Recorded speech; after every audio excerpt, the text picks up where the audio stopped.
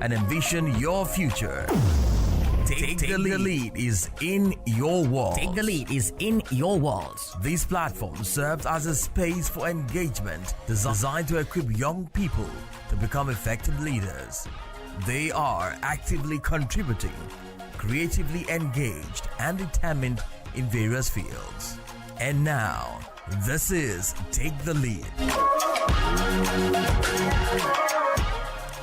Hello and a very big welcome to Take the Lead, your number one youth exchange platform right here on West Africa Democracy Radio, broadcasting live from the beating heart of Dakar, Senegal. I am your host, Augustine Curley, and trust me, I'm thrilled that you are tuning in because today's episode is one you don't want to miss. This is episode 47.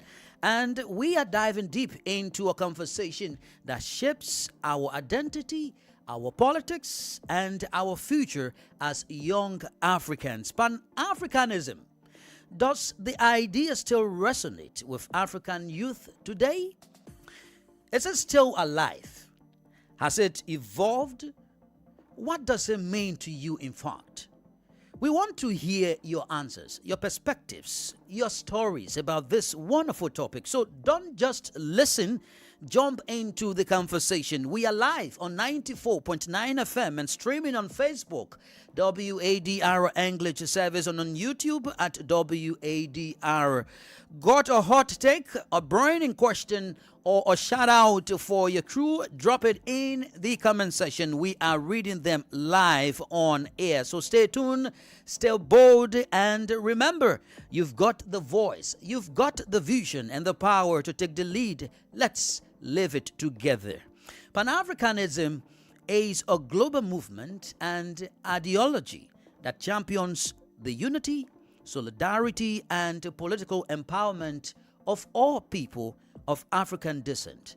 It seeks to overcome the lasting impacts of colonialism and racism by promoting the political unification of the African continent, dismantling all forms of colonial domination and white supremacy, and strengthening bonds of solidarity among African people everywhere. The movement is rooted in the belief that people of African descent share a common cultural heritage and a shared history of struggle from slavery to colonial rule. But how does this powerful idea resonate with today's generations?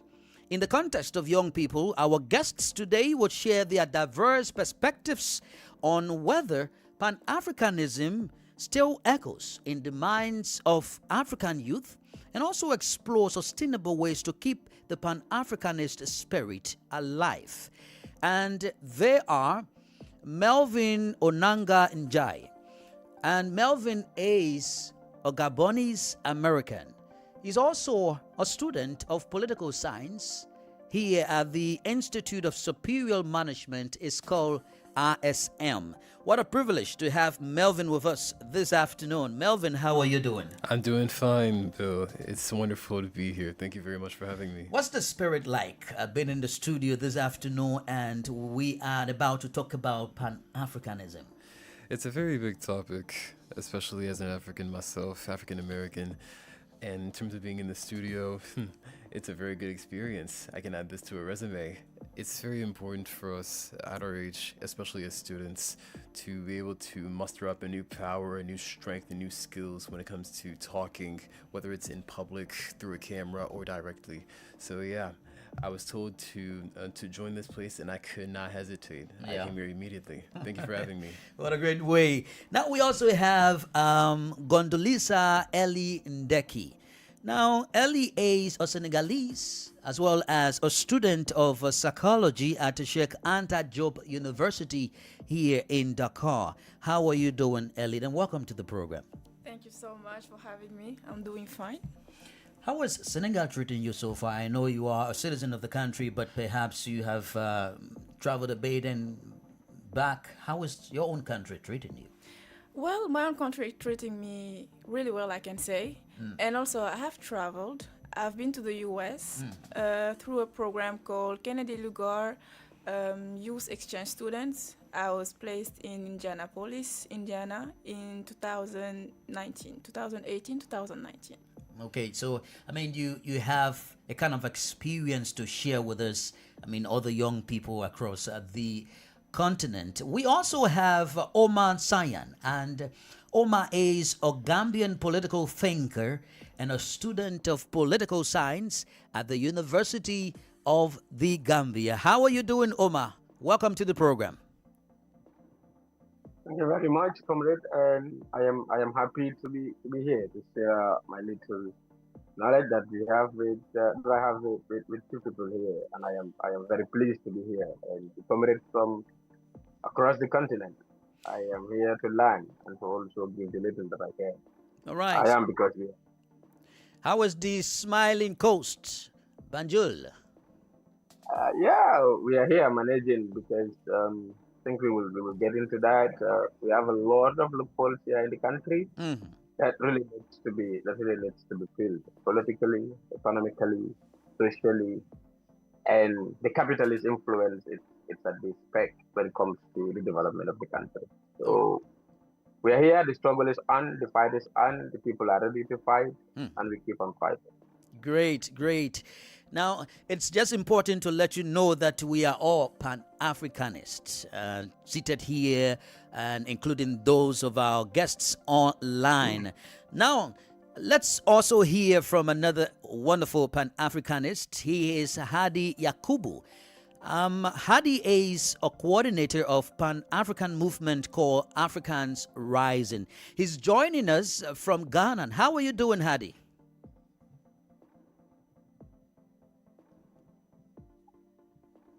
Hadi, are you getting us? All right, I think... yes, I can hear you, my brother. Greetings to you and greetings to my fellow Africans who are also on the show. And then thank you very much for having us to discuss this very important subject. Wonderful. We have more to talk about indeed. So you already know that we got you covered, the listening audience and amazing viewers. We want you to share your idea with us. What do you understand about Pan-Africanism? Is the idea still echoing in the minds of the young people? Is it evolving? Has there been change in the idea? Is it being sustained on the continent? Are there new faces of Pan-Africanism in Africa? Well, before we hit the road or ground running, let's get further insight about Pan-Africanism in this special feature by Wadr's Imo Edit. This African Union now. There is no time to waste. We must unite or we perish. I am confident. In more general terms, Pan-Africanism is a sentiment that people of African descent have a great deal in common, a fact that deserves notice and even celebration. Pan-Africanist ideas first began to circulate in the mid-19th century in the United States, led by Africans from the Western Hemisphere.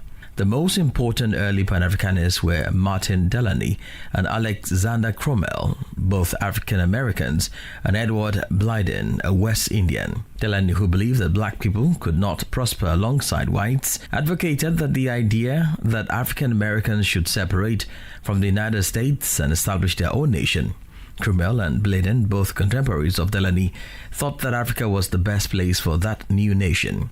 Although the ideas of Delany, Cromwell, and Blyden are important, the true father of modern Pan-Africanism was the influential thinker W.E.B. Du Bois. His statement made at the turn of the 20th century that, in quote, the problem of the 20th century is the problem of the color line, end of quote, was made with Pan-Africanist sentiments in mind. Du Bois' famous statement was made with the clear knowledge that many Africans living on the African continent suffered under the yoke of European colonial rule. And I got the idea that here was a chance to do something for Africa. I wrote to President Wilson and told him that they ought to set those colonies up as free, independent states. Mr. Wilson didn't answer that letter, but what I was trying to do was to get educated Africans in various parts of the world to come together and see what kind of program could be laid down for the future emancipation of the Africans in their own country. Among the more important Pan-Africanist thinkers of the first decades of the 20th century was Jamaican-born black nationalist Marcus Garvey. In the years after World War I, Garvey championed the cause of African independence, emphasizing the positive attributes of black people's collective past. I unequivocally rejected the racist assumption of much white American Christianity, namely that God had created the black man inferior and that he had intended Negroes to be a servant class, hewers of wood and drawers of water. Well, I predicated my view of man on the doctrine of Imago Dei. All men, regardless of color, are created in the image of God. From the 1920s through the 1940s, among the most prominent black intellectuals who advocated Pan-Africanist ideas were C.L.R. James and George Padmore. From the 1930s until his death in 1959, Padmore was one of the leading theories of Pan-African ideas, although influential were Leopold Senghor and Aimé Césaire, who were natives of Senegal and Martinique respectively.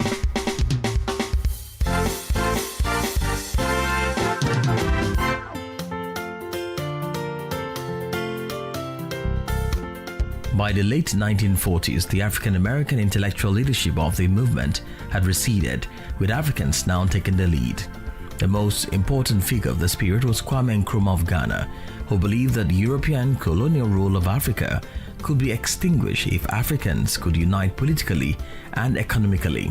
Our greatest danger stems from disunity and the inability to see that the realization of our hopes and aspirations, the realization of our objective of total African independence and of our future progress and prosperity is inextricably bound up with the necessity to unify our policy and actions in connection with the continued struggle for independence and the greater task of economic and social reconstruction beyond it. In a united Africa, there could be no frontier claims between Ethiopia and Somalia, or between Zanzibar and Kenya, Guinea or Liberia, or between Ghana, Togoland and the Ivory Coast. With the coming of independence for many African countries in the decades following World War II, the cause of African unity was largely confined to the concerns of the African continent. The formation of the Organization for African Unity, OAU, in 1963 solidified African leadership. Although a sixth Pan-African Congress was held in Dar es Salaam, Tanzania in 1974. A successor organization to the OAU, the African Union AU, was launched in 2002 to further promote the social, political, and economic integration of Africa. Today, there are diverse perspectives regarding whether or not the idea of Pan-Africanism is being actualized. Some believe such dreams had died, while others think there's still room for its actualization. But what do you think? Indeed, what do you think about Pan-Africanism, especially in today's world, when we have the young people championing the discourse for the betterment of the continent? What do you make of Pan-Africanism? And we will begin with the young people right here in studio. Melvin, you just listened to this beautiful piece of artwork put together by Imo Edit. In your own mind, what runs to your mind when you hear the word Pan-Africanism? Thank you very much, Bill. In my mind, Pan-Africanism is indeed a global movement. It calls upon us Africans in and outside of the diaspora. The main goal is to rise up against anything that comes at us, any adversary, whether it be white or anywhere global. The main goal is unity, freedom, and progress. When I say unity, I mean we must unite against any danger. And when it comes to freedom, I mean we have to be against racism and colonialism, which is making enough progress. And progress, well, when it comes to progress, that means anything that comes in the end. We have to better ourselves as a community as much as we have to better ourselves as one person. Because, yeah, that's the thing. Us Africans, we are more powerful than we believe. But now it's just, there always comes a time where we have to show that. You know what I mean? When you talk about bettering ourselves as a community, would you mind explaining just a bit of it? What happens in the community? I'm pretty sure you heard recently there is I dare say an African American who unalived a white woman in the subway. That's one way. We can't be doing that in the States anymore because that's making all of us look bad in terms of Pan-Africanism. We have come to the States, we have diversed ourselves within the diaspora to learn new things and receive better opportunities that we couldn't get here in our own home. But that's the main problem. We have to better ourselves in terms of personas and in what we want to do and so much more. You know what I mean? Great. Let's hear from, of course, Ellie. Share with us your own understanding about this Pan-Africanist idea that you know about. I believe Pan-Africanism is a feeling of, let's say, being part of a great community throughout the continents. It's been established 2 years, and sure, it had been hard for us to get the idea going as they wanted it, especially, for example, as Gavier, who established the star. It was A Star colonial movement. Yes. Yeah. And he wanted to create a line for Afro descendants to come back to Africa and shipping them back exactly to their home country. Yes. I believe it's flourishing every day through our mind, through our actions, and it can just keep on going well. Great. And I will get back to you on Michael Gavi's own venture in ensuring that there was this efforts made in terms of having those Afro descendants coming back from the diaspora. But let's hear from Omar in the Gambia, especially a country where young people are wanting to leave the country, migrate to Europe, Asia, or America for greener pasture or better life. How would you term Pan-Africanism, especially from a Gambian standpoint? Omar. Thank you very much, my leader, and that is a very important question. So to me, Pan-Africanism is self-belonging. We are all Africans that belongs to Africa, and an Africa that lives in a borderless Africa that we should not, no matter what, require visas to travel to Senegal or to Ghana or to Nigeria or to any part of the continent as far as we're African.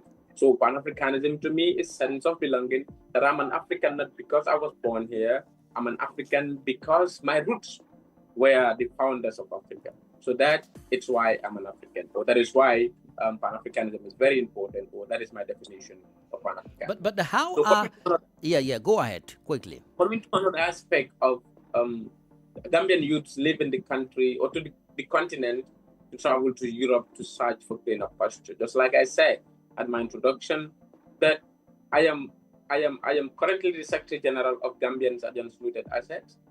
It's a youth-led organization or movement in the country here that is geared towards transparency and accountability when it comes to public institutions. So this is concerning that every day Gambians are leaving the sea. They are using the sea to go through the bad way to get to Europe, to Spain, or to Italy to search for greener pasture.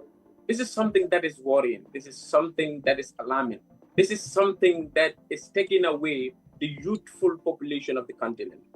When we talk about development of Africa, the youths must be at the center of the development. So if the same youths are using the bad way or the Mediterranean Sea to get to Europe, it is something that must be discussed. And it is something that our governments and authorities must take into consideration so that issues like that can stop. Great. So from my perspective, we really have to be a very conscious African and let Africa be in us. Thank you. All right, going to the Gold Coast, of course, there was once a man by the name of Kwame Nkrumah. And of course, one of his sons is on this platform. And of course, it's good to hear from him. Yakubu, please share with us. I still remember Nkrumah's messages so much on political unity and economic unity. But from your own perspective, share with us the significance of the Pan-Africanist movement and from the angle of Kwame Nkrumah's messages so far.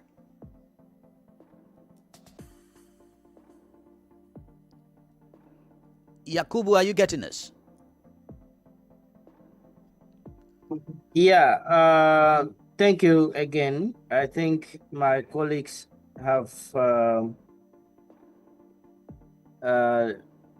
basically said it all in terms of what Pan-Africanism means, and we are aligned in terms of the definitions. I think you could see that I was nodding my head when both Omar and the others were speaking. One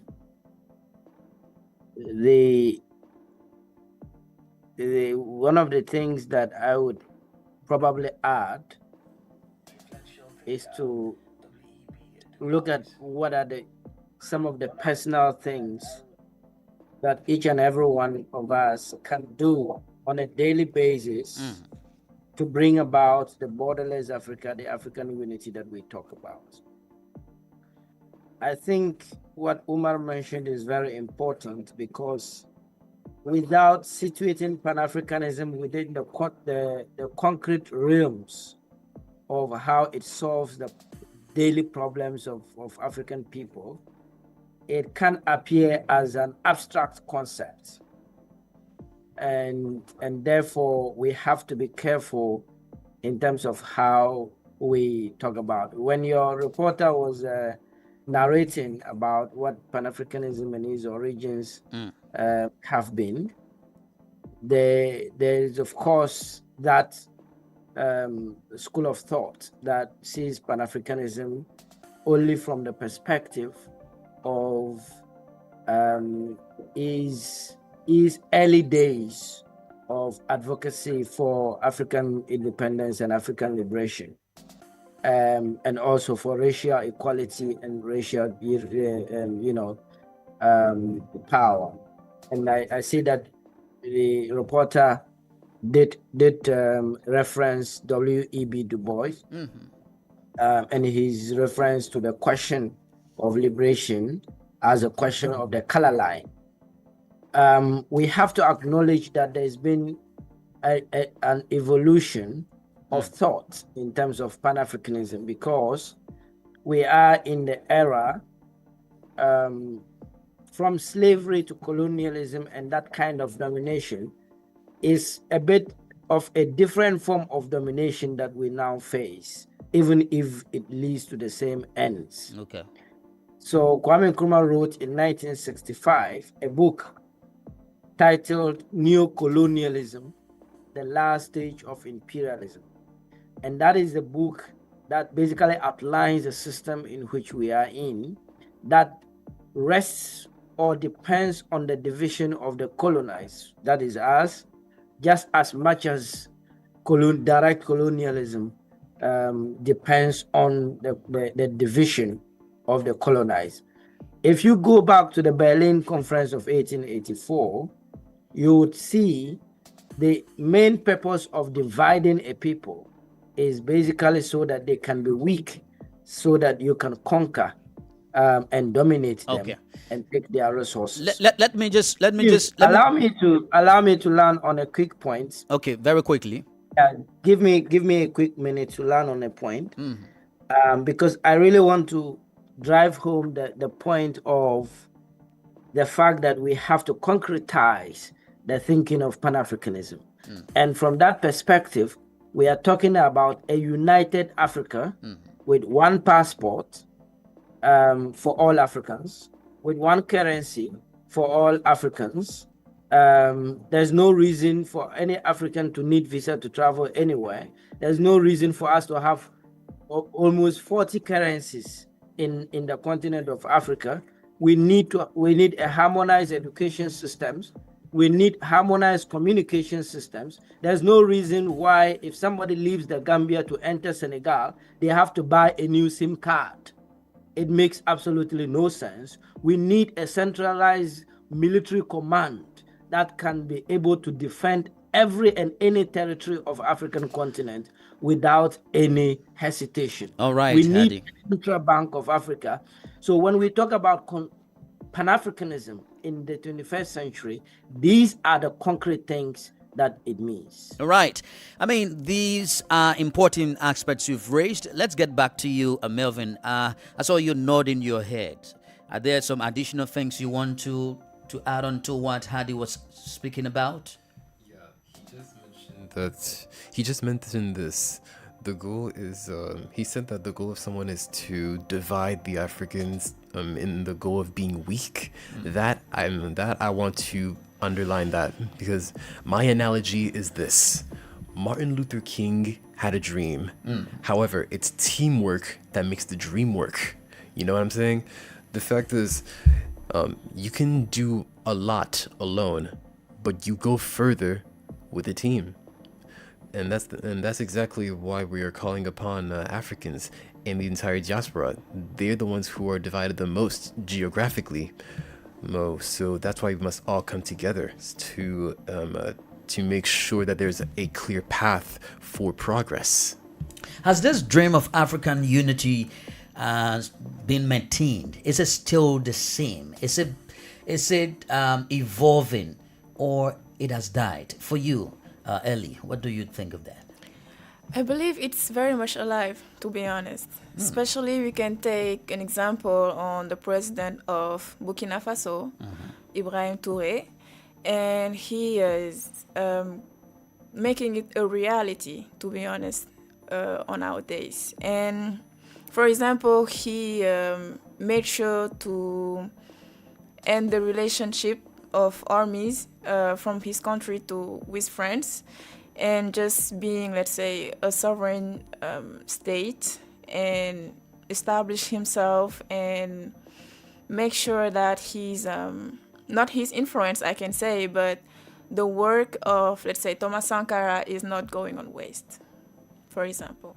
Okay, it's not going on waste. But let's hear from Omar there from the Gambia. Are you observing a general militant resurgence of Pan-Africanism on the continent, particularly among those under the age of 30? What are the concrete signs, if you are observing them, of mobilizing people, like the demonstration on the social media, the concrete actions? Are the young people taking charge of this dream or idea that was initially crafted by Du Bois, by Nkrumah, by Marcus Garvey and Patmore and others? Thank you very much, comrade. This is a very personal question. So I will start from my country here, the Gambia. Time that I, together with some of my comrades, Comrade Aliuba and some other comrades, were arrested because we were asking for questions that we asked the government to answer, and they do not answer those questions. And I am also from the Pan-African Students Association, University of the Gambia. We wrote an article called "The New Wave of Democratization in Africa: Protest as the People's Power." So when you look at that article, I think it has all the answers to the questions that we're having today, or that you're asking me right now. That the youths of the continent are no more sleeping. The youths of the continent are conscious. The youths of the continent are youths that want change. The youth of the continent wants to unite the continent. So that being the case, we have seen, across the continent, we have governments that do not serve the needs and the aspirations of the people. I'll take an example of my own government, that is the government of the Gambia. Does not serve the needs and the aspirations of the Gambian people, population of African people. So we see these are puppets that are instilled to power by the colonialists.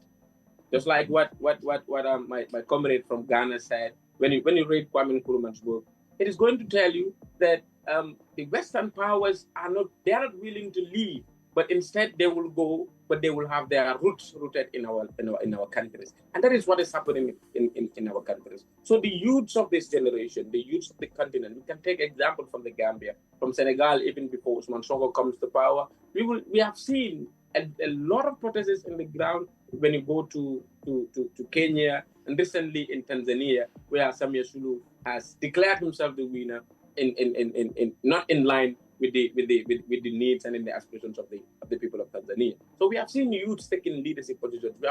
We have seen youths taking the lead to advocate for better reforms in their country. So that is to say that the spirit of Pan-Africanism is live and well when it comes to it's alive and well in the youth of the African descent. So that is something that is really inspiring, and together with conversations like this, we'll be able to move the continent to another level. So we have seen a lot of them in Cameroon. When Paul Biya said he has won elections, even though the opposition leader said he's the winner of the elections, we have seen youths that rise to say enough is enough, and issues like that were raised. So that is to say that the continent, it's on its feet, and the continent is never going to be the same again. Yes, we have leaders that serve the needs and aspirations of the people.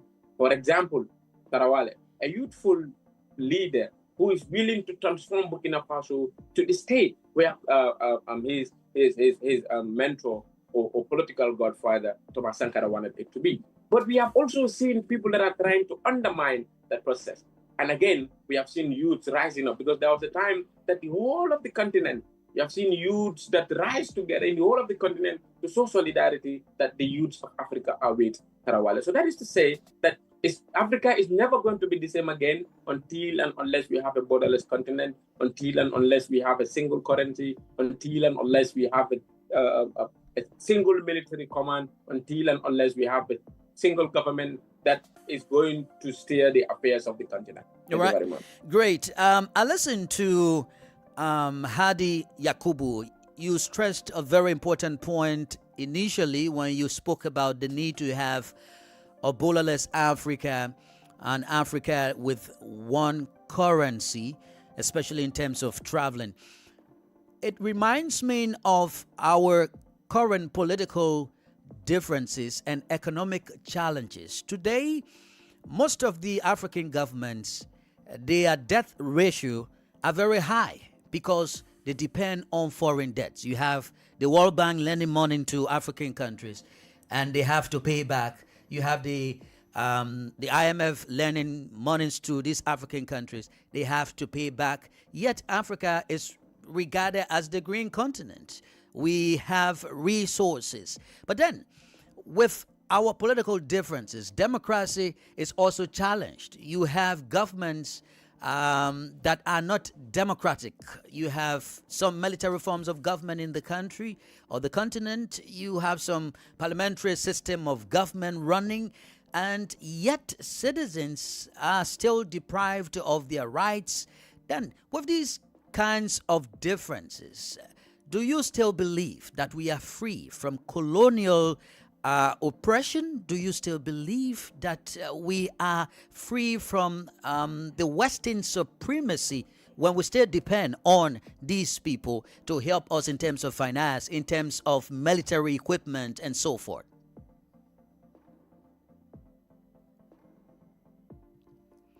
Yakubu, Well, yes. Well, the issue of debt and what we call resource of financial colonialism needs to be understood within the framework of an international system that is already stacked against Africans. You have to understand that right from the day that Diego Azambuja or any of these Portuguese sailors saw that Africa was awash with resources ever since that Europeans got to know about what was in store in Africa, you know. And there's a very funny story about about somebody from London arriving in Ghana. It was then called the Gold Coast, on a donkey, because he had heard stories from his fellows that Ghana was so awash with gold that on a daily basis you could see gold lying on the road. So ever since that was discovered by them, we already knew, because our people were already living here. They have not stopped to make sure that they come up with all manner of schemes to take the resources. You see, and there have been many things that have gone on in the history about these schemes to take the resources. Now, your resources cannot be taken away from you if you are strong and powerful. Your resources cannot be taken away from you if you are united. Your resources cannot be taken away from you if you are educated about your history and you know your worth. And when I talk about educated, I don't necessarily mean Western schooled, because some people may sometimes confuse going to Western type school with education. Education is a much broader concept. But if you are educated about what you are worth and what you have, you cannot be taken advantage of. And therefore, all the opposite of these things that I've mentioned are in the interest. The opposites of all of these things that I've mentioned are in the interest of anybody who is willing or who is determined to dominate and take away somebody's birthright. I.e., if the person or if the people are disunited, if the people are weak, if the people do not appreciate what their worth is. So, right from the days that we have had the encounter with these external thieves, up to the days of coming into slavery, they came as missionaries, then as traders, and then up to the days of slavery, and then direct colonialism. Now, when the fervor of independence became so strong that it was no longer viable to maintain colonies in Africa, the independence of the colonies in Africa then gained their independence or regained their independence. Let me put it that way. Okay. Now, after regaining independence, you just make it snappy quickly. Yes. What we then had that came in its place, in place of direct colonialism, was what Kwame Nkrumah described as neo-colonialism, in the sense that a country that is subject to it is in theory independent, but in practice its economic policy and therefore its political policy are dictated from outside. So all manner of these schemes, military, financial, and all of that, the IMF and the World Bank are part of these financial schemes to make us, weak and to make us susceptible to neo-colonialism. But there is a solution, because, as I have explained, colonialism, slavery, neo-colonialism depend on the disunity of the colonized people in order to thrive. So the solution, like Kwame Nkrumah said, the solution, if the strategy of your dominators, those who wish to dominate and exploit you, is disunity, your strategy as somebody who wants to liberate yourself must, as a matter of course, be unity. Thank you. And therefore, African unity is a solution to the problem that you have described. We will come to you. Thank you so kindly. We've so far listened to interesting explanations from our guests on this 47th episode of Take the Lead in the year 2025. Let's quickly recognize our partner radio stations that often rebroadcast this program outside of Senegal. Beginning with Nigeria, we have Darling FM, we have Nanset FM in Kaduna State, we have Love FM in Abuja. In Liberia, we have Alternative Youth Radio in Lofa County. We have DCN Radio in Rivers County. We have Kwatika Radio in Bangabong County. And we have Radio Bomi in Bombing County. In Sierra Leone, we have African Young Voices in Freetown. We have Radio Pav in Mav. We have Hands of Hope in Freetown. We have Eastern Radio in Kono District. Crossing over to Ghana, we have Radio Pav in the Savannah region. We have Royals FM as well. In the Gambia, Radio Veritas is right there, as well as Numi FM as our partner radio stations that often rebroadcast this program. So to you in those countries, be assured that you will listen to a rebroadcast of this wonderful program. Now, it's important for us to recognize the roles of two important institutions, the African Union, and of course, because we are in West Africa, we recognize the role of the Economic Community of West African States, ECOWAS. I'll begin with you, Melvin. What do you make of the roles of these two prominent institutions in guaranteeing a united Africa, a borderless Africa, an Africa that should have one currency? Are they working in that direction? If you think they are, to what extent? If they are not, what you think are the reasons? Well, in terms of the African Union, they're making a humongous progress. I've seen a few countries, Gabon included, they have recently been added back in because they've spent a lot of time divided. So that's one way. Like we said, it's a question of unity. So the fact that we're bringing back a few countries in, uniting little by little, slowly but surely, at a certain pace, that's already quite of a miracle. Now, in terms of ECOWAS, I'm going to need you to clarify on that a bit, please. Yeah, in terms of, like right now, ECOWAS is trying to ensure that they call for a single currency called eco currency, that it works. There is also deep political division within the sub-region, as we have also military challenges, the acts of terrorism, of bandit trades from the Central Sahel, including Cote d'Ivoire, Togo. Nigeria is most spoken of, frequently. How do you think with these, challenges?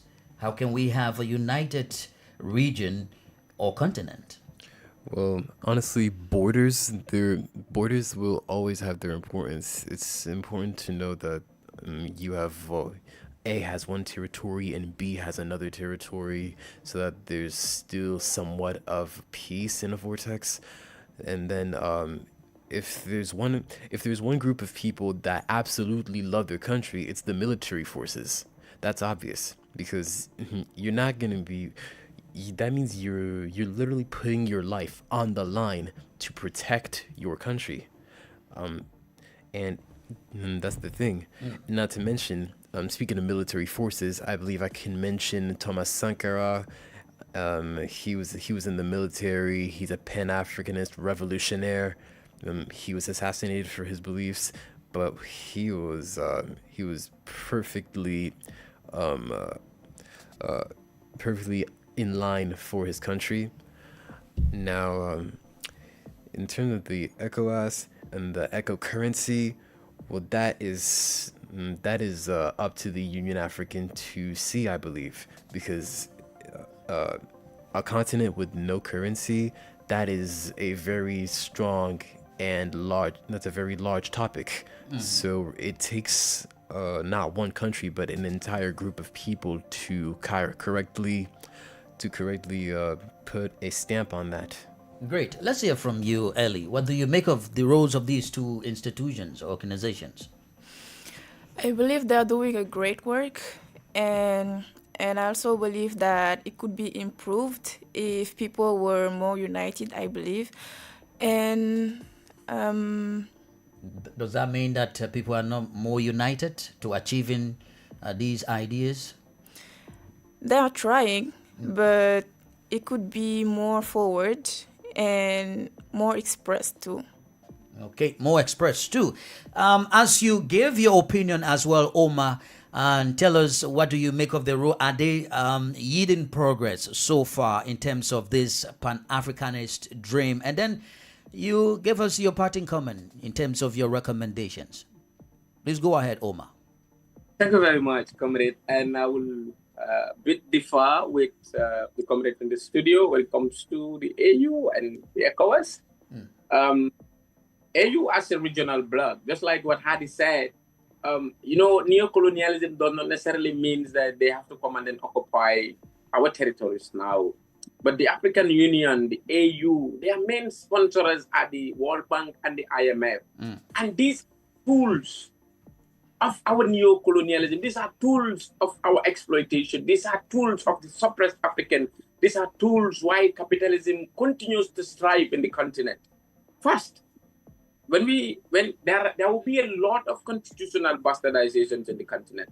We take an example of Senegal, when Macky Sall wanted to add his own term to run again for elections. The African Union was not there to defend the people of Senegal. They were so quiet when it comes to that. We take an example now at Tanzania that is very recent, when Samia Suluhu Al-Hassan used force to massacre over 700 Tanzanians simply because they were fighting for the rights of the people of Tanzania. The African Union have the guts to come and congratulate Samia Suluhu for his victory. That is hypocritical. And this is something that we must be able to tell each other the truth, that African Union is punching below their weight. And if they do not serve the needs and the aspirations of the African people, let them simply leave the union, and the people of Africa can form their own union on unity that is going to steer the affairs of the African people. So the African Union, it's a toothless bulldog, a bulldog that only suspends, a bulldog that only sanctions, but a bulldog that does not reflect the needs and the aspirations of the African people. We take an example. What are your recommendations quickly? Because I know there are a lot running through your mind right now, but there's no time, please. What are your recommendations quickly? ECOWAS now, sorry, give me some let's say 1 hour, 1 minute to deal with that. Yeah, so, go ahead, 1 minute, 30 seconds. To ECOWAS as a regional bloc for West Africa. The same thing happened. When the colonizers used to sponsor you for you to carry on your activities, the colonizers will tell you what to do. It's just like there is this Mandinka frame that says, he who borrows you his eye will tell you where to look at. So ECOWAS, the African Union or the World Bank and then the IMF is borrowing ECOWAS their eye. So they are going to tell ECOWAS where you are going to look at. So my recommendations quickly is going to be like, let people of African descent take ownership of their responsibilities. African Union, first, must serve the needs and the aspirations of the African people, regardless of what is happening. They are not serving the needs and the aspirations of the exploiters. They are not serving the needs and the aspirations of World Bank or IMF. They're supposed to serve the needs and the aspirations of the African people. The same thing implies. Thank you very much. Thanks so kindly. We hope to have you another time. Omar, thanks for sharing your thoughts with us today. Now, let's hear from you, Hadi. What are your recommendations? Very quickly, sir. Yeah, I agree with Omar without necessarily dismissing the points that were raised earlier by the two colleagues. I think I lean more to what Omar has said. in terms of the usefulness of the African Union and the ECOWAS, which are basically voluntary associations of heads of states. They don't even unite the people, to be honest with you. If I go to my village, nobody would know what African Union is or ECOWAS. They've never heard about African Union. They've never heard about. It is basically an association that has no binding effect on the members. So it's really, just, and you have to go back to the original, charter. Okay. I just want you to give your recommendations because the news is coming up in 5 minutes from now. So just go to your recommendations, and know we will have another time to discuss this in details. There are more angles. Okay. I will speak directly to my African people. Individually, to be a Pan-Africanist is not an abstract concept. So individually, what do you do to be a Pan-Africanist? You must believe, first and foremost, that every African everywhere, whether they are in the continent or in the diaspora, is your brother or your sister. First of all, you must see fellow Africans as your brother and your sister. That is the first thing to do as a Pan-Africanist. So this idea of I'm a Ghanaian or I'm Togolese or whatnot, all of those things are complete hogwash. Okay. These are imaginations of colonialists. The second thing is that we, the people, must come together to push for these things that we believe in. One passport, one single currency, one military command, one central bank, harmonize education systems, harmonize communication systems, and to make sure that Pan-Africanism does not stay in the shelves at the African Union as protocols, but has meaning in the life of the African people. Thank you. Thank you so kindly, Hadi, for being with us today. Indeed, you are on our list for some prominent discussions relative to the African continent. Let's hear your recommendations, Melvin, quickly. Frankly, it's all about unity. We've been making progress for years. The fact is this. Ever since the 1800s, Malcolm X and so much more, if they had seen what the earth that they've been living on has been living in terms of black people, they would be surprised of what they see in good and in bad. In bad, they would see George Floyd, Breonna Taylor, Ahmaud Arbery, etc. getting killed. But in good, they would love to see the Black Panther movies and hear the music that glorifies Africans.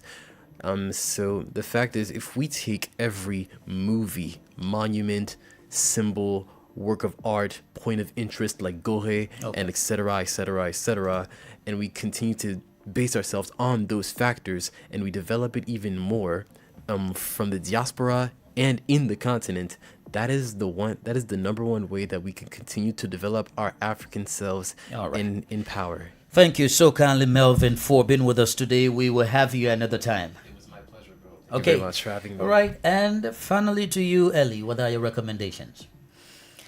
I would recommend people to expose more what they are doing, what they are participating in terms of Pan-Africanism.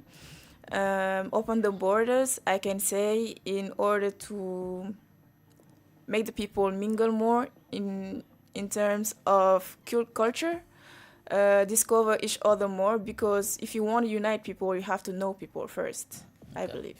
All right.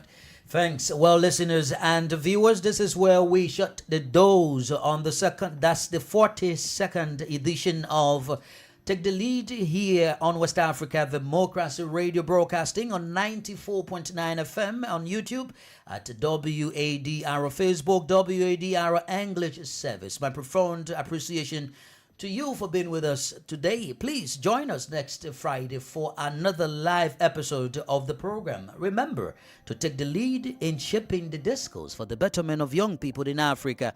My name is Augustine Colley. Goodbye for now. Take the Lead is back in 2025 with a brand new format.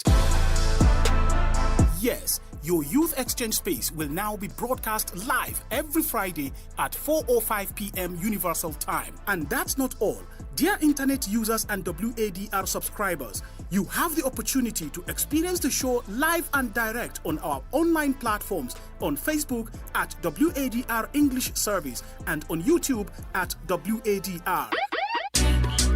Take the lead every Friday from 4:05 p.m. Universal Time and rebroadcast same day at 1 a.m. Universal Time. Also on every Tuesday, your youth program will be rebroadcast at 7:15 a.m. and 4:05 p.m. GMT. Take the lead and champion the discourse for the betterment of young people.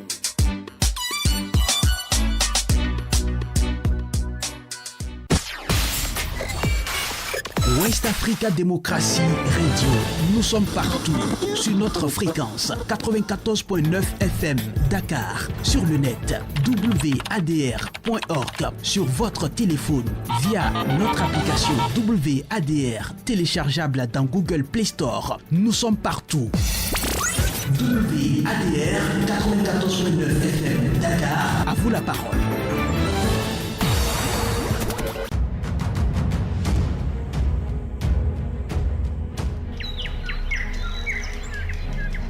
Il était une fois